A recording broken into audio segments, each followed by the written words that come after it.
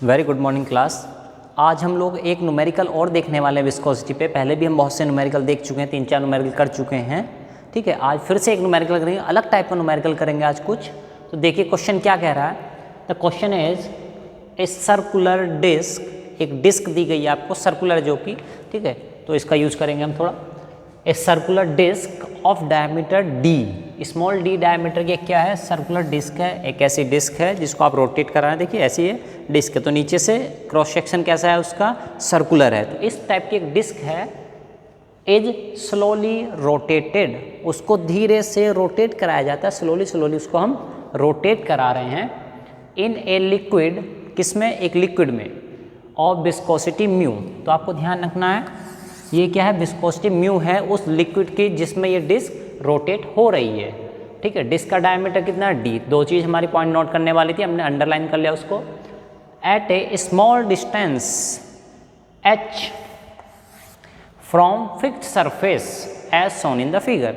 तो देखिए क्या है, एक फिक्स्ड सरफेस है जिसके ऊपर लिक्विड भरा हुआ है, कितनी ऊंचाई तक है, h। तो h ऊंचाई ऊपर एक डिस्क है जिसको हम क्या करा रहे हैं, रोटेट करा रहे हैं। लिक्विड की विस्कोसिटी कितनी है, लिक्विड की विस्कोसिटी आपकी आ रही है म्यू।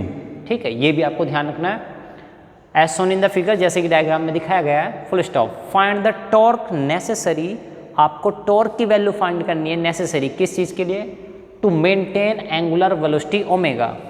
आपको टॉर्क की वैल्यू निकालनी है ताकि इस जो डिस्क हम रोटेट करा रहे हैं उसकी velocity, rotational velocity omega maintain रहे, बनी रहे, कांस्टेंट रहे।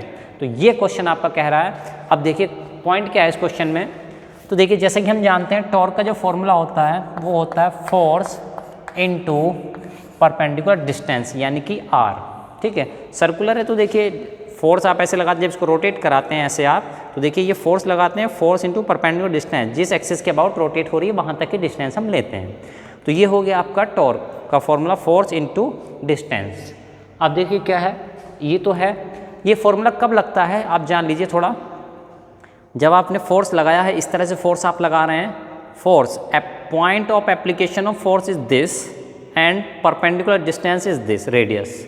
तो फोर्स इनटू डिस्टेंस, क्योंकि आपको फोर्स के एप्लीकेशन की जहाँ पे लग रहा है उसका पॉइंट पता है, वहाँ से आप डिस्टेंस निकाल सकते हैं। लेकिन जब आपको फोर्स लगने का पॉइंट ही ना पता हो तब आप क्या करेंगे। ठीक है, तो देखिए कुछ ऐसा ही क्वेश्चन है। तो कह रहे हैं जब रोटेट कराएं, तो देखिए रोटेट करा रहे हैं, इसको रोटेट होने से रोकना है, जो इसके नीचे लिक्विड भरा है वो उसको रजिस्ट कर रहा है, रोक रहा है। तो उसको स्पीड को मेंटेन करने के लिए कुछ एक्स्ट्रा टॉर्क देना पड़ेगा आपको, वो टॉर्क की वैल्यू निकालनी है। यानी जितना लिक्विड के द्वारा रेजिस्टेंस क्रिएट किया जाएगा उतना ही उसके इक्विवेलेंट टॉर्क आपको लगाना पड़ेगा। तो हमको बेसिकली ये निकालना है कि इसको मेंटेन करने के लिए आपको कितने टॉर्क की नेसेसिटी होने वाली है, ज़रूरत पड़ने वाली है।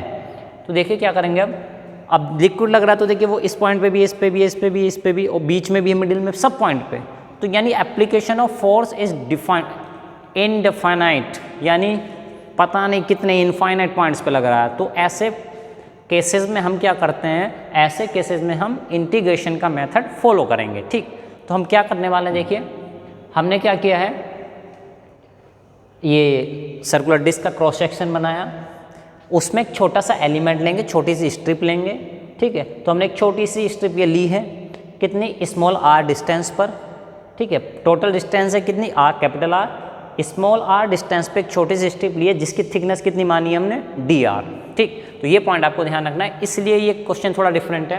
तो देखिए टॉर्क का फॉर्मूला होता है, हम जानते हैं, फोर्स इनटू परपेंडिकुलर डिस्टेंस यानी कि रेडियस। अब देखिए हमें क्या करना है, पहले छोटी सी स्ट्रिप का निकालेंगे। तो छोटी सी स्ट्रिप पे लगने वाला torque equal to D T.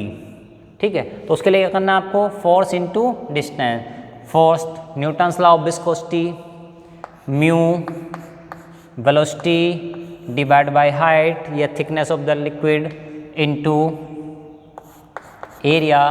तो छोटा सा एलिमेंट है तो एरिया डी हो जाएगा इनटू दिस आर। ठीक है, ये क्वेश्चन इस तरह से आपका फॉर्मूला बन के आएगा। अब इस तरह से फॉर्मूला बन गया, अब देखते हैं क्या क्या वेरिएशन इसमें हो सकता है। तो इसमें वेरिएशन होगा, म्यू एज इट इज़ रहेगा क्योंकि लिक्विड की विस्कोसिटी चेंज नहीं होने वाली है। वेलोसिटी, अब देखिए क्या है, ये जो वेलोसिटी हम न्यूटन्स लॉ ऑफ विस्कोसिटी में रखे थे, v इज इक्वल टू, ठीक है, तो उसकी यूनिट क्या होती थी, मीटर पर सेकेंड, यानी लीनियर स्पीड को वो रिप्रेजेंट किया करता था।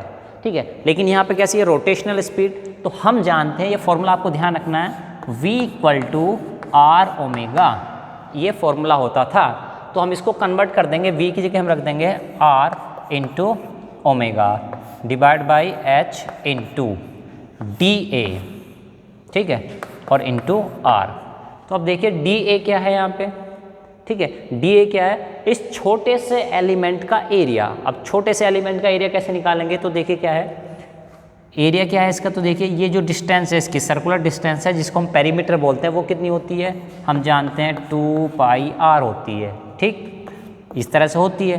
तो यानी कि अगर हम ऐसे करें, ये छोटी सी जो स्ट्रिप है इसको अलग से हमने बना लिया ऐसे, दिस वन, ठीक है, तो इस ये डिस्टेंस कितनी है, स्मॉल r, तो ये पेरीमीटर कितनी हो गई 2 पाई r। अब देखिए क्या करें, इसका एरिया हमको निकालना, तो हम क्या करें, इसको कट कर दिए, यहाँ से काट दिए, उसको ऐसे एक्सपेंड कर लिए, फैला लिए इसको ऐसे, ठीक है।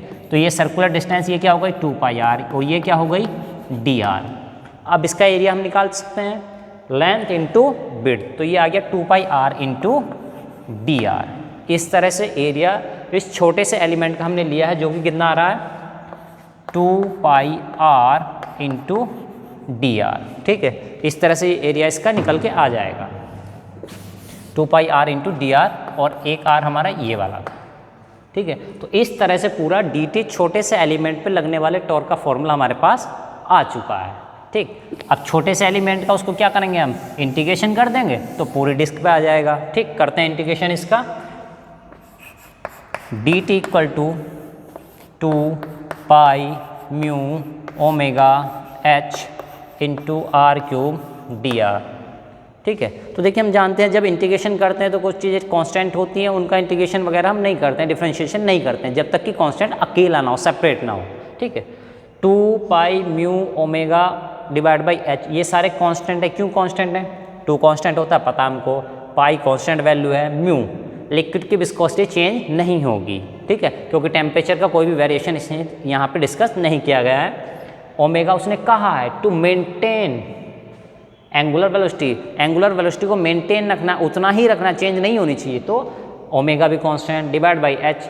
अब लिक्विड की थिक ये जो है फिल्म जो है फिक्स सरफेस से हाइट कितनी h, ठीक है, तो ये चेंज नहीं होगी, चाहे वो ये पॉइंट हो, दिस पॉइंट हो, दिस पॉइंट हो, दिस पॉइंट हो, वो हाइट चेंज नहीं होनी है, उतनी ही रहेगी, तो इसलिए h भी कांस्टेंट।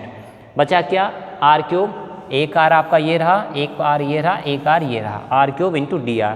तो इंटीग्रेशन होगा वो किसके रेस्पेक्ट में होगा, r के रेस्पेक्ट में होगा, तो ये आपका बन जाएगा dt equal to 2 pi, sorry जब इंटीग्रेशन कर चुके होंगे तो ये बन चुका होगा t 2 pi mu omega divide by h integration 0 to r की पावर r क्यूब डिवाइड और इंटू dr, दिस वन। अब इसका जब हम इंटीग्रेशन करेंगे तो फॉर्मूला आ चुका होगा 2 pi mu omega divide by h into R की पावर 4 डिवाइड बाई 4। इसको थोड़ा सिंप्लीफाई कर लेते हैं, सिंप्लीफाई करेंगे तो क्या आएगा, pi mu omega divide by 2h into R की पावर 4, ठीक। यहाँ तक आ चुका है, आंसर बिल्कुल सही है, ठीक है। बट आपको थोड़ा सा केयर करनी है यहाँ पे, क्योंकि उसने क्वेश्चन में जो टर्म्स दिए थे वही आपके आंसर में भी आने चाहिए। उसने डायमीटर दिया था स्मॉल d, म्यू दिया हुआ था, h दिया हुआ था, ओमेगा, लगभग सारे टर्म आ रहे हैं, r भी आ रहा है, तो बेटर होगा, वैसे आंसर यहाँ तक ठीक है, कोई नो इशू, बट बेटर होगा कि आप उसको डायमीटर के टर्म्स में कन्वर्ट कर लें। तो डायमीटर के टर्म्स में कन्वर्ट करेंगे तो ये हो जाएगा पाई mu omega divide by 32h और d की पावर 4, ठीक है। यानी r की जगह आप वैल्यू रख देंगे d/2, तो d/2 का जब होल 4 होगा, इसकी पावर 4 करेंगे तो ये टर्म आपका बन के आएगा। तो इस टाइप से इस तरह के न्यूमेरिकल कभी भी आए, वेरिएशन ऑफ मतलब कि आपको फोर्स का एप्लीकेशन का पॉइंट ना पता हो, इनफाइनाइट पॉइंट्स हो, तब आपको क्या करना पड़ेगा, इंटीग्रेशन का मेथड लगाना पड़ेगा। उम्मीद है आपको क्वेश्चन समझ में आया होगा। Thank you.